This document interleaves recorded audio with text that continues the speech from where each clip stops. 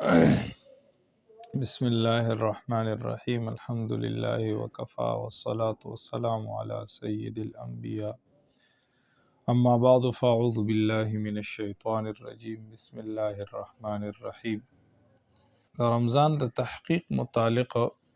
د اهل دل حضراتو د صوفیا او حضراتو هم یو تحقیق ته هغوی وی چې دا رمضان د دې هر یو ټکي ځان له ځان له خپله معنا ده.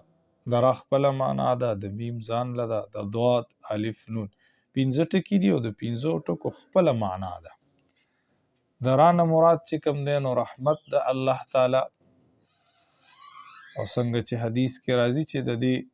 لومبنۍ لس ورځې دا د رحمت ورځې دي او د الله رحمت په دې رمضان کې د باران د شیبو په شان راورېږي. زموږ شیخ فرمای وی د باران د شیبو په شان مطلب دا دی څنګه چې باران الله رب العزت عام راوري، په غریب هم راوري، په مالدار هم ورېږي، په کچه کور هم ورېږي او په پوخ کور هم ورېږي،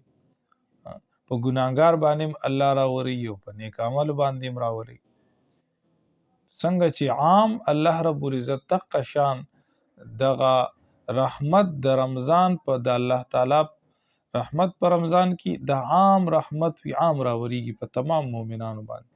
په نیکانو باندې هم راوريږي، په ګناهګارانو باندې هم د الله رب العزت رحمت راوريږي. نو درانه مراد رحمت د الله او د میم نه مراد مغفرت د الله تعالی چې الله رب العزت مغفرت کوي د خپل بندگانو په دې میاش کې او څومره کوي لکه د هر په هر شپه د رمضان المبارک کې الله رب العزت لس لکه مسلمانان د اغي مغفرت او بخنه کوي په د شپو د رمضان کې.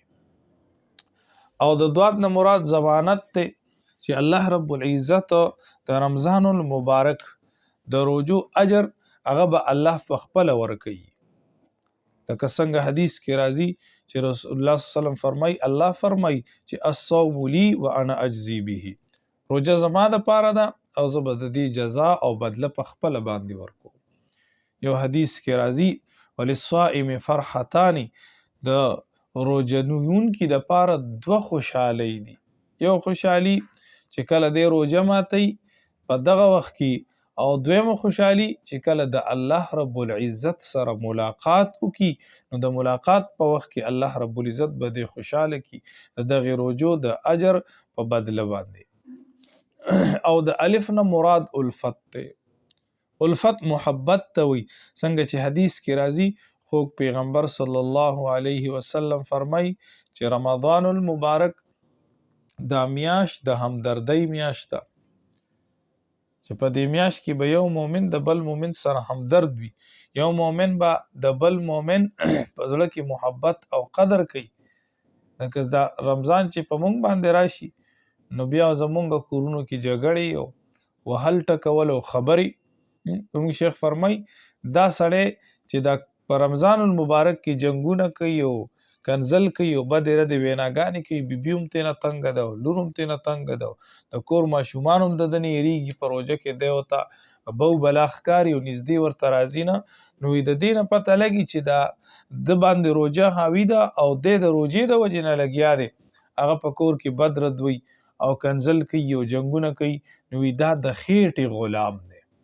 یعنی دی په خپلې خبرې سره دا ښیي چې زما خېټه ډکوي نو زه ټیک یم، چې خېټه مې خالی شي دماغ مې کار پرېږدي، بس دی د خېټې غلام دی. نو دا د الفت میاشت ده، د محبتونو میاشت ده، د انس میاشت ده چې موږ د مسلمانانو سره محبت وکړو، د بیبي سره. لکه څنګه حدیث کې راځي رسول الله صلی الله علیه وسلم فرمای چې تاسو په رمضان کې په خپل مزدورانو باندې، په خپل غلامانو، په خپل نوکرانو باندې تاسو کارونه کم کړئ، سیوا کوي پیما.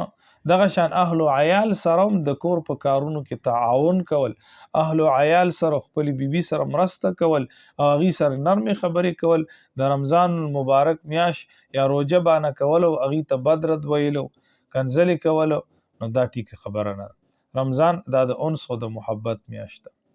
او د نون نه مراد وی نجات ته، نجات خداوندی چې الله رب العزت لکه څنګه چې راځي په حدیثو کې چې آخري عشره دا د نجات د جهنم عشره ده، د جهنم نه د ازادۍ عشره ده. د قشان دا ټوله میاش صوفیاوی چې دی کې الله رب العزت خپل بندگان د جهنم نه اغي ته نجات ورکړي یا نجات ورته ورکړي د ګناهونو نه، بالکل د ګناه نه پاک شي. څنګه چې په رمضان المبارک پر روزو نیولو الله ګناهونه معاف کی، نو اختر ورځ ته چې دی ورسی دی د ګناه نه بالکل پاک شوی وي، نو دې ته د نجات والا چې کم دی نو هغه میاش وي.